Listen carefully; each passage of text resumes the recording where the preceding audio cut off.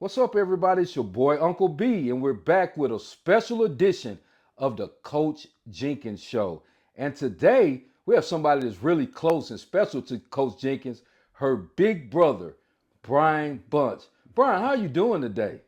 Man, I'm doing good, man. I'm blessed to be here on this good Christmas morning. So I'm doing good. Thank you guys for having me, man. I appreciate it. Okay, man, we're glad that you took time out. We know that you're one of the biggest influences in her life or her basketball career, both literally and physically. I don't know if most of you guys can see because Brian is sitting down, but Brian's about 6'9".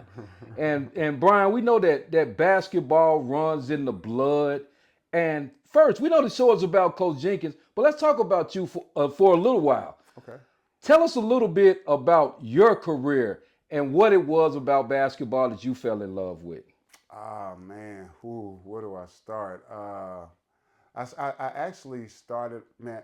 First of all, let me tell you this. I didn't like basketball at first. Hated it. Didn't know anything about basketball. I was going to Southwest Junior High, man, and a coach by the name of Coach Al Chase seen me walking around campus, and he was like, "Hey, you tall? You play basketball?" I was like, "No." He's like, "Well, today you are." So that's why I got my start at playing basketball at Southwest Junior High, playing under Coach Albert Chase. After that, man, I got a chance to go play a little bit at Central. Played all 4 years at Central High School.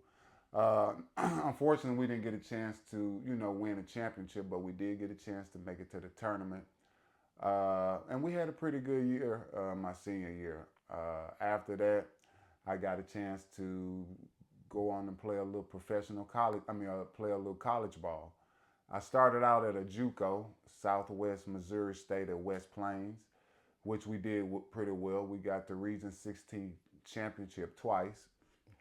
After that, graduated from there and then got a chance to go on to play at Southeast Missouri State in Cape Girardeau. Uh, we did pretty good. We made it to the NCAA tournament our first year, my second year. Uh, we ended up playing LSU in the first round, which they had a couple of NBA players on there, and we only lost that game by 3 points. And then after that, I got a chance to go over to overseas and play a little bit professional in Amsterdam and Belgium and Germany. So I got a chance to enjoy the basketball life, as they say, a little bit. Uh, but yeah, that's some of my highlights of playing basketball and getting started. Okay, well, sounds like a great career you had. It had to be a lot of fun using basketball to travel across the world. Now, let's get back to Coach Jenkins a little bit. Let's talk about some of the fondest memories of her, the younger Coach Jenkins, when she was a little girl. There's a lot of talk about from her about Wilson Park and giving guys buckets over there. What do you remember about Coach Jenkins in the early stage and her infancy with the game of basketball? Man, let me tell you, a lot of people don't know this. Coach Jenkins, which is my sister Anita, um, she's actually pretty good in basketball. When I was in high school and even in junior high, she played. She was actually pretty good, to be honest with you. And I was actually kind of jealous of her just a little bit because I thought maybe she was better than me. But unfortunately, it turned out she wasn't. Man, I tell you what, she worked hard. She played hard. She was dedicated. Uh, I'm telling you, she's probably one of the toughest girls I know that played the sport of basketball.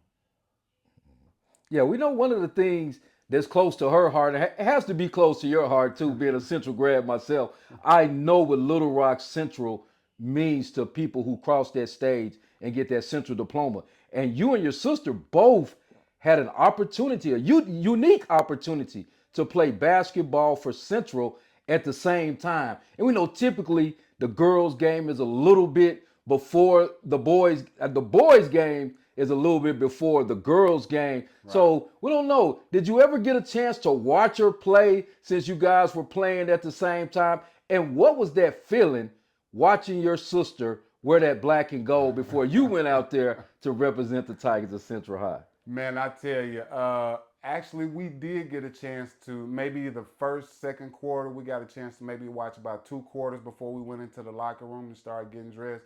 But we got a chance to watch the girls play, and I tell you, man, I was more excited about watching these girls play because it's like when these young ladies play, man, it's like they don't have a care in the world.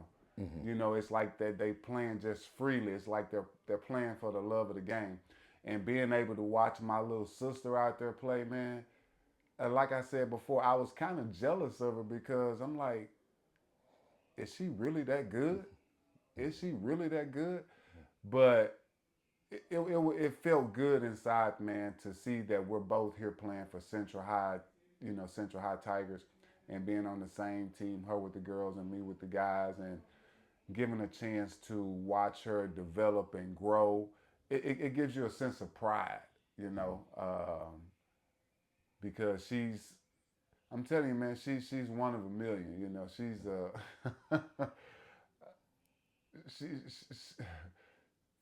she's a smart young lady. You know, she knows the game. She knows what she's doing, and that's one thing I admired about her. She had a knowledge for the game and how it's supposed to be played. You know, and I always told her, I don't understand why you hadn't been coaching from the jump. You Mm-hmm. know, but hey, that's a story she'll have to tell you about. So. Okay, it's kind of funny that you brought that up because that kind of leads into our next question. With her now coaching, and she's saying that she's found her life calling in Mm-hmm. coaching.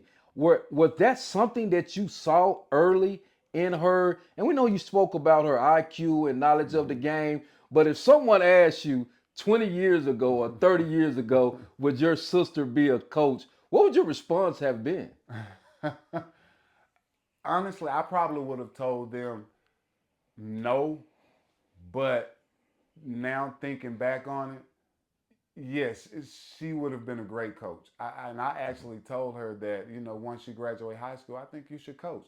And she was telling me, no, brother, I think you should coach. But I always told her, nobody wants to listen to me. So, but for her, um, she's good. She's good at it. And I told her she has a natural niche for it.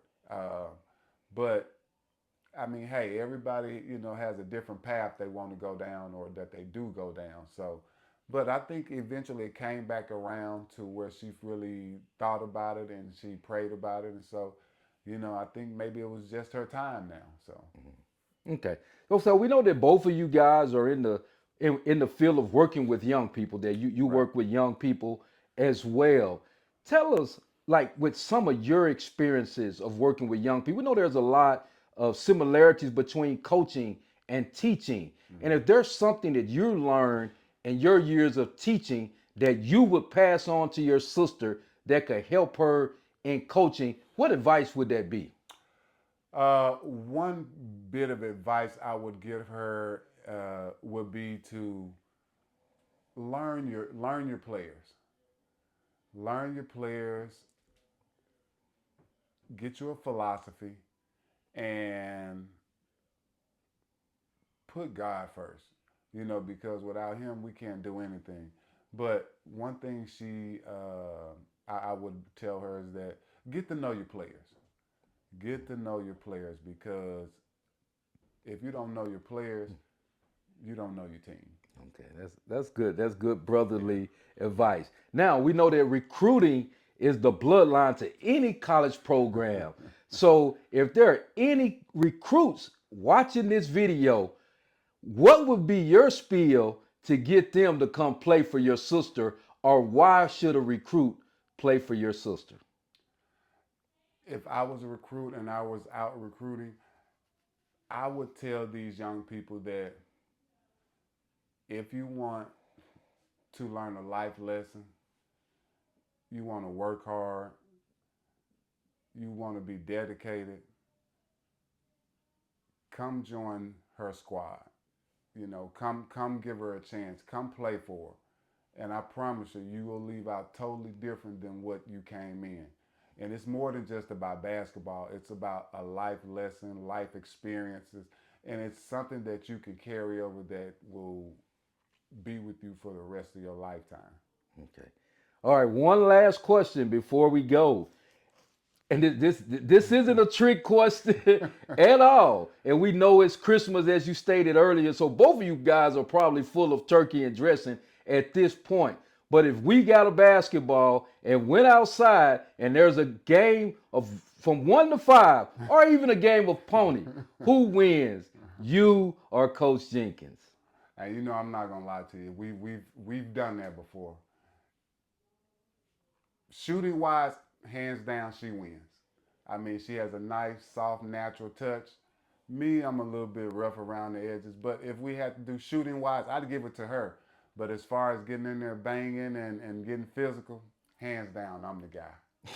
I'm your guy. Okay, there it is, straight out of Big Brother's mouth. Brian, we want to thank you for taking out time with us, and we want to wish you a Merry Christmas and good luck as we head into the new year. Hey man, I appreciate you guys for having me, and Merry Christmas and a Happy Good New Year to you guys, and much success to you and Coach Jenkins. Man, I think what you guys are doing is great out here, giving these young kids exposure and just putting them on the map like this, because there hasn't been a lot of people who's doing what you guys are doing and opening doors for young people. So we appreciate that. I appreciate that. And I'm sure Central Arkansas appreciate it. So if you guys don't know, check out Coach B's show and Coach Jenkins. I mean, I promise you guys won't be disappointed.